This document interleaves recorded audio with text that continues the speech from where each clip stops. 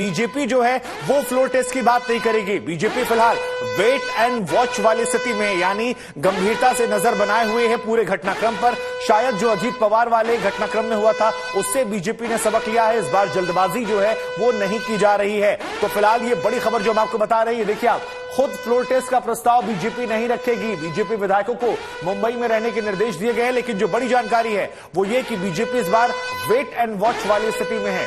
यानी बीजेपी पूरे घटनाक्रम पर नजर बनाए हुए है। तमाम कानूनी पहलुओं से लेकर अलग अलग पहलुओं को वो टटोल रही है, देख रही है, समझ रही है। और यहां पर वेट एंड वॉच की स्थिति में बीजेपी जो है वो आपको नजर आ रही है। लेकिन जो बड़ी जानकारी निकल कर आई है वो ये कि सारे बीजेपी विधायकों को मुंबई और आसपास के जगहों पर रहने के निर्देश दिए गए हैं। कहा गया है कि आप यहां पर रहेंगे 29 तारीख तक तो कम से कम यहां पर आप रहेंगे और उसके बाद भी आप लगातार नजर बनाए रखेंगे।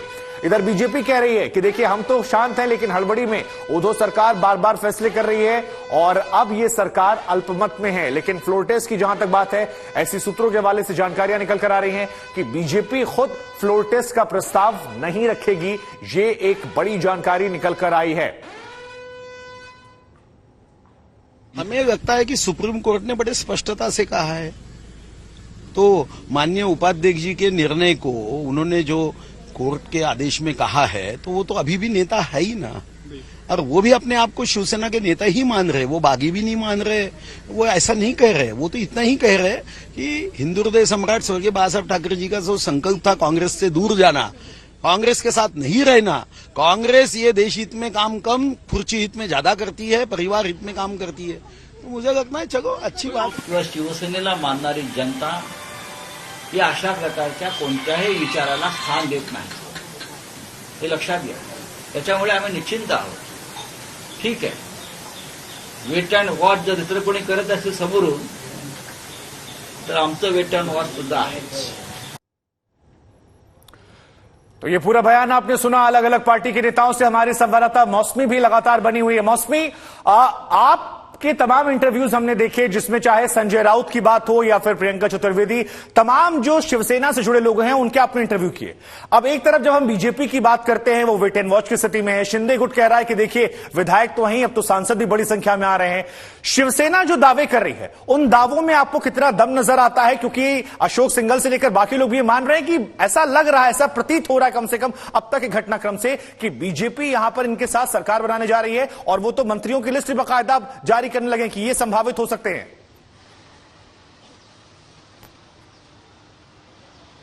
देखिए, शिवसेना को लगता है, उद्धव कैंप को लगता है कि ये सुप्रीम कोर्ट से जो उनको मोहलत मिली है रिबेल कैंप को, वो राहत नहीं है, उससे वो आहत है। क्योंकि आप देखिए जो संजय राउत का बयान आया है, उन्होंने कहा है कि 2-3 दिन की बात नहीं है, 11 तक रहना है। अब आप 11 तक वहीं रहिए, लुत्फ उठाइए टूरिज्म का।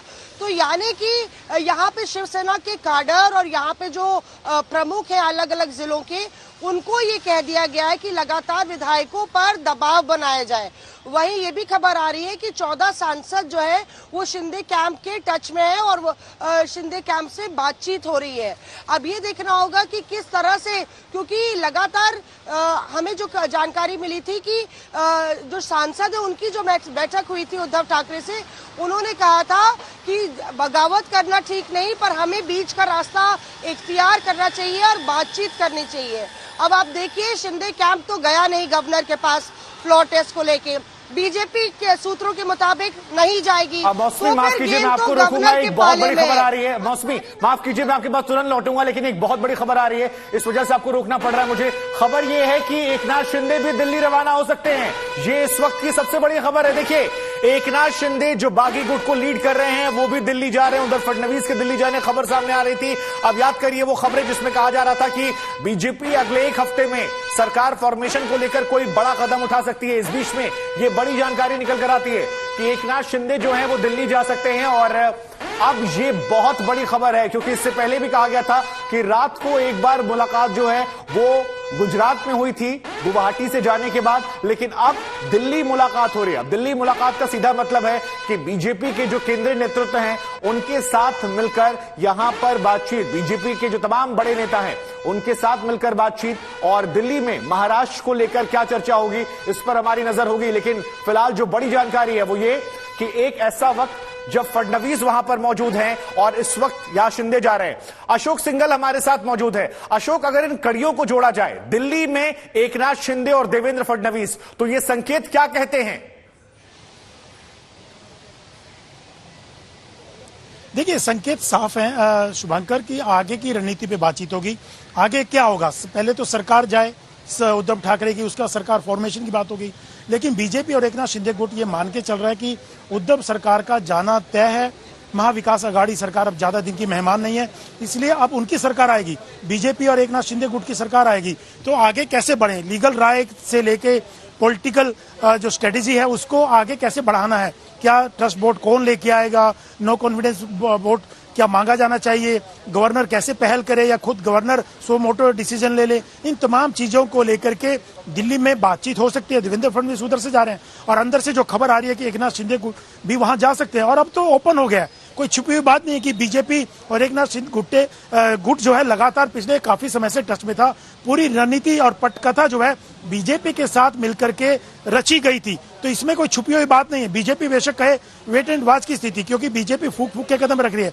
लेकिन 3-4 दिन पहले जो देवेंद्र फडणवीस और एकनाथ शिंदे की बड़ोदरा में मीटिंग हुई थी देर रात, वो भी सबके सामने है और लगातार बीजेपी अपनी मीटिंग्स कर रही है, क्योंकि महाराष्ट्र में जो क्राइसिस है वो बीजेपी जानती है कि आगे क्या होने वाला है। एकनाथ शिंदे गुट भी जानता है कि क्या होने वाला है। दोनों के दोनों मिलकर के, चाहे वो लीगल राय लेने की बात हो, लीगल बैटल लड़ने आगे बढ़ाने की बात हो, या पॉलिटिकल क्राइसिस में कैसे आगे बढ़ना होगा जो हालात बने हैं, तो एकनाथ शिंदे और देवेंद्र फडणवीस दिल्ली जो पार्टी आलाकमान है, चाहे वो जेपी नड्डा हो, अमित शाह हो, तमाम लोगों के साथ बातचीत करके आगे बढ़ने की, आगे की रणनीति पर बातचीत करेंगे और कैसे आगे आना है दोनों को मिलकर के, उस पर फॉर्मली बातचीत होगी। और सरकार फॉर्मेशन को लेके जो मुंबई से खबरें आई थी कि कैबिनेट फॉर्मेशन को लेके भी बातचीत हो रही है, तो वो तमाम चीजों पे वहां बैठ करके बातचीत होगी, क्योंकि दोनों गुटों को अब ये लगता है, चाहे वो देवेंद्र फडणवीस हो या एकनाथ शिंदे गुट हो, कि अब महाविकास आघाड़ी सरकार का जाना तय है और बीजेपी एकनाथ शिंदे गुट मिलकर के वहां सरकार बनाएगा।